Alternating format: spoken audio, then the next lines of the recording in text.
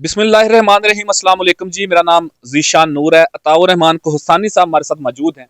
दो तीन बड़ी अहम डेवलपमेंट्स हैं। एक तो गुज़श्ता रात इमरान खान की बहनों के ऊपर जिस तरीके से रियासती फस्तायत की गई, उसका जो रद्द-ए-अमल आया है नाज़रीन, गुज़श्ता 2 साल का सबसे खतरनाक रद्द-ए-अमल पाकिस्तान तहरीक इंसाफ ने आज दिया।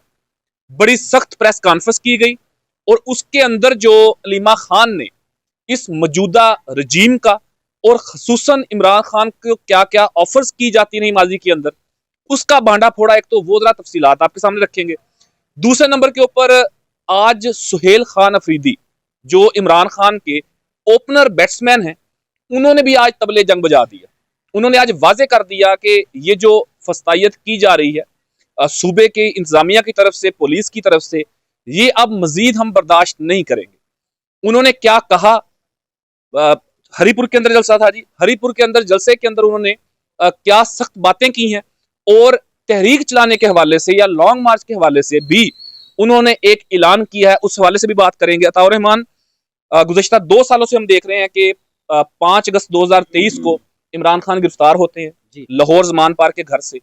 उसके बाद तकरीबन कुछ 400 450 के करीब मुलाकातें हैं जो उनकी फैमिली की, यानी कि लीमा खान और बाकी लोगों की, अडयाला जेल के अंदर हुई हैं। कई दफा ऐसा हुआ कि पुलिस ने उन्हें काउंटर किया, पुलिस ने उन्हें गिरफ्तार किया, पुलिस ने उनकी तस्लील की, लेकिन रद्द-ए-अमल तो आता रहा। लेकिन आज जो रद्द-ए-अमल आया, जिसके बाद एक बड़ी प्रेस कॉन्फ्रेंस की गई, उस प्रेस कॉन्फ्रेंस के अंदर तमाम शुरका, खा वो सलमान अकरम राजा हो, खा वो इमरान खान की बहन अलीमा खान हो, खा वो अल्लामा राजा नासिर बास हो या बाकी क़यादत हो, उनका जो आज गुस्सा था और जिस तरीके से, जैसे वो कहते हैं ना कि जी इनफ इज इनफ, बस अब बहुत हो गया, मजीद बर्दाश्त नहीं करेंगे। और उसमें जो सूबाई वजीर मीना खान अफरीदी ने सख्त बातें की हैं, जो उन्होंने कहा कि जी अगर ये हरकत पंजाब पुलिस जारी रखेगी तो फिर हम देखेंगे कि पंजाब पुलिस की यूनिफॉर्म में लोग और पंजाब के जो हुकूमती लोग हैं वो कैसे खैबर पख्तूनख्वा के अंदर आते हैं, हम उन्हें रोक के दिखाएंगे। तो चीजें किस तरफ जाते हैं आप देख रहे हैं। आज की प्रेस कॉन्फ्रेंस का अहवाल भी जरा बताएं कि क्या क्या अहम बातें उसके अंदर की गई और इस रद्द-ए-अमल को और इस रद्द-ए-अमल के जो कॉन्सिक्वेंसेज हैं वो क्या देख रहे हैं आप? बहुत शुक्रिया जी ज़ीशान। सबसे पहले आज तो बड़ी धुआंधार प्रेस कॉन्फ्रेंस थी, आपने बताया, और उसमें खास कर जो मीना खान अफरीदी ने एक बात की, आपने नोट किया होगा, आपने सुना होगा कि उसने ये कहा कि ये जो एजाज साहब है एसएचओ, ठीक है, ये बगैर वर्दी के सामने आके तो दिखाए ना, फिर हम इनको बता देते हैं, ठीक है। एक ये चीज उन्होंने कहा। तो सवाल मेरा ये है कि वर्दी के साथ अगर वो पुलिस में आ जाते हैं तो फिर भी आप उनका मुकाबला कर सकते हैं, मेरा यह ख्याल है, ठीक है।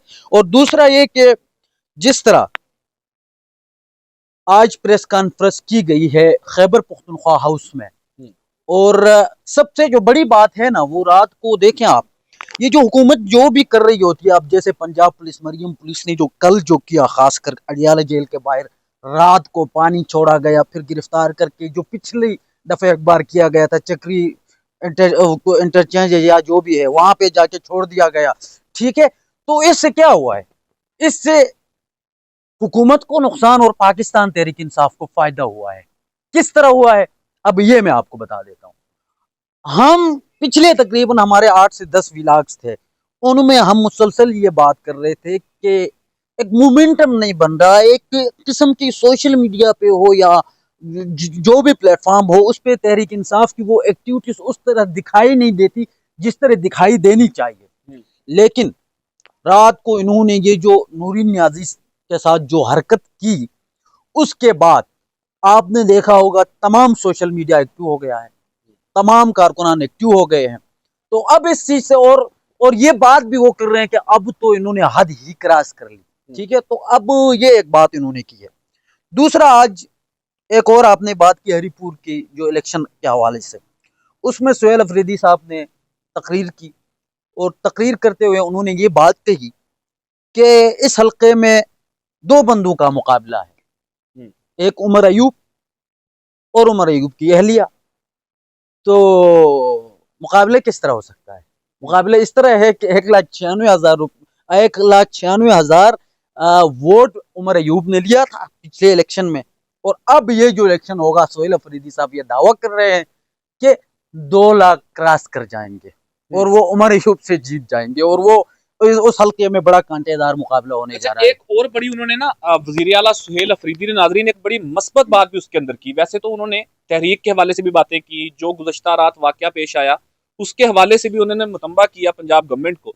लेकिन एक जो मस्बत बात उन्होंने की बतौर चीफ एग्जीक्यूटिव सूबे के, अता साहब, उन्होंने ये बात की, उन्होंने स्टेज के ऊपर खड़े होके जो डिस्ट्रिक्ट इंतजामिया है हरीपुर की, डीपीओ है, डिप्टी कमिश्नर है, बाकी लोगों को, खसूसन जो रिटर्निंग ऑफिसर हैं उस हल्के के, उन्होंने उन्हें वाजे ये पैगाम दिया कि देखें, जिस दिन से ये इलेक्शन अनाउंस हुआ तकरीबन को 2 महीने हो गए, मेरे दफ्तर से यानी कि चीफ मिनिस्टर ऑफिस से आपको किसी तरह की कोई डायरेक्शन नहीं आई जी। आपको ये नहीं कहा गया कि आप उमर यूब को या उनकी एहलिया को सपोर्ट करें, आप मुस्लिम लीग नून या बाकी जो मुखालिफ सियासी जमातें हैं उनके ऊपर कोई एफआईआर दे दें या उनको तंग करें। उन्होंने कहा जी मेरे ऑफिस ने आपको किसी तरह की कोई डिक्टेशन नहीं दी जी। और ये एक बड़ी मस्बत बात है ना कि वहां पर खुला मैदान दिया गया तमाम सियासी जमातों को। बहरहाल पंजाब के अंदर, सिंध के अंदर, बलोचिस्तान के अंदर क्या होता है पूरी दुनिया वाकिफ है जी। लेकिन मस्बत बात उन्होंने ये की कि मेरे ऑफिस ने कोई भी डिक्टेशन इंतजामिया को नहीं दी और मैं आज बतौर वजीर आला इस स्टेज से ये कहना चाहता हूं कि 23 नवंबर को जिस दिन पोलिंग है जी। अगर उस दिन इंतजामिया ने कोई हेरा फेरी करने की कोशिश की, इंतजामिया ने कोई वोट चेंज करने की कोशिश की, कोई बक्से चोरी करने की कोशिश की जैसे 8 फरवरी के इंतखाबात के अंदर होता रहा या उसके बाद जो बाई इलेक्शंस होते रहे, तो फिर जो भी सरकारी अफसर उसके अंदर मुलविस हुआ वो रात का चांद या अगले दिन का सूरज वो नहीं देख सकेगा, वो अपनी नौकरी से घर जाएगा। और इसमें एक अच्छा, और चीज भी आपको, अच्छा, ये जो आपको उन्होंने याद दिलाऊं, आप बात कर रहे हैं, सॉरी बीच में ही मैं ये बात आपको बताना चाहूँ।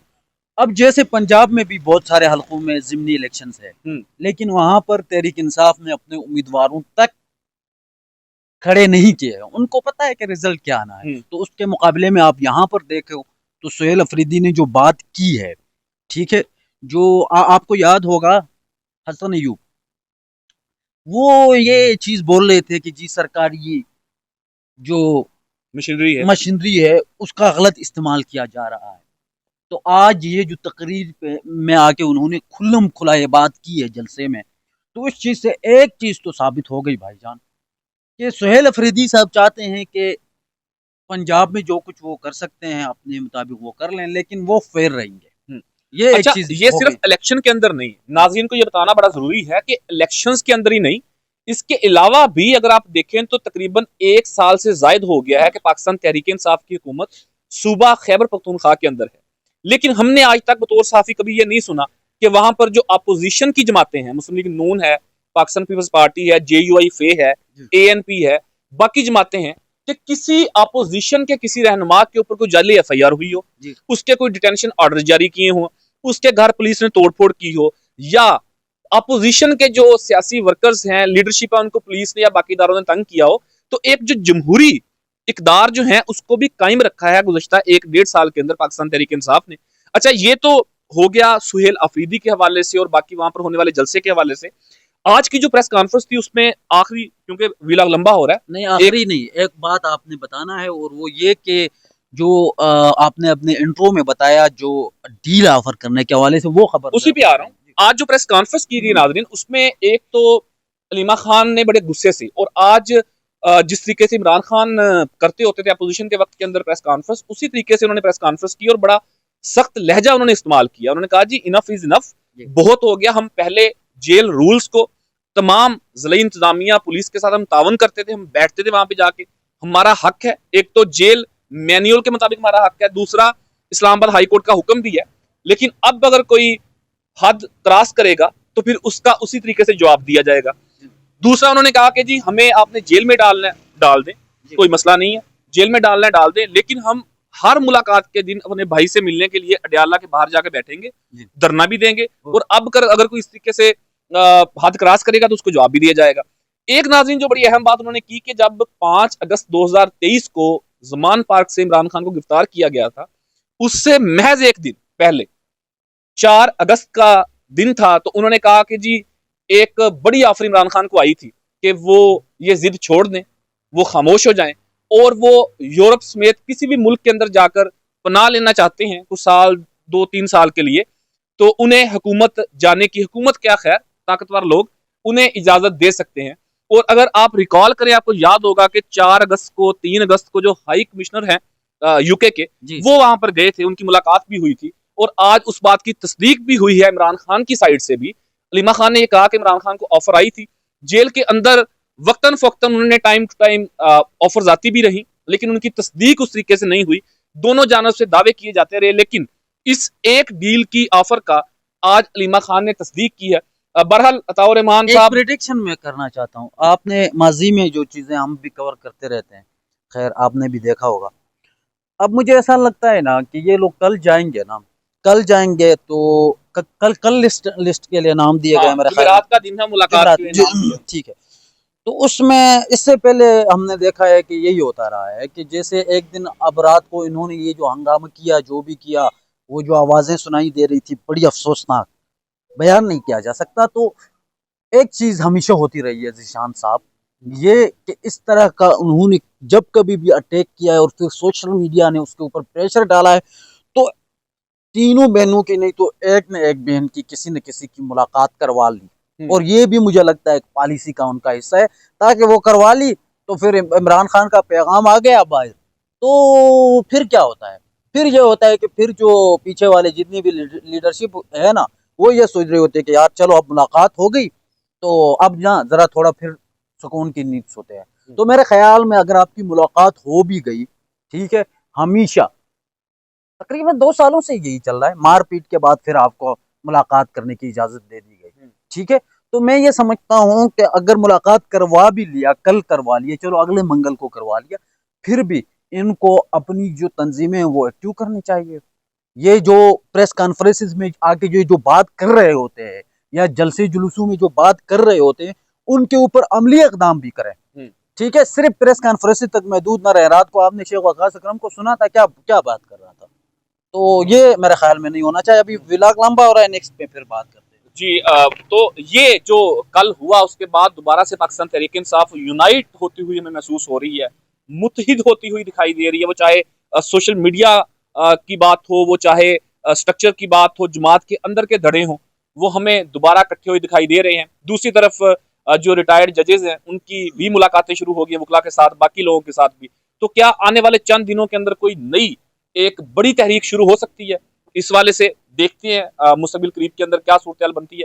अपने कीमती फीडबैक से कमेंट सेक्शन के अंदर जरूर आगा कीजिएगा। पाकिस्तान जिंदाबाद।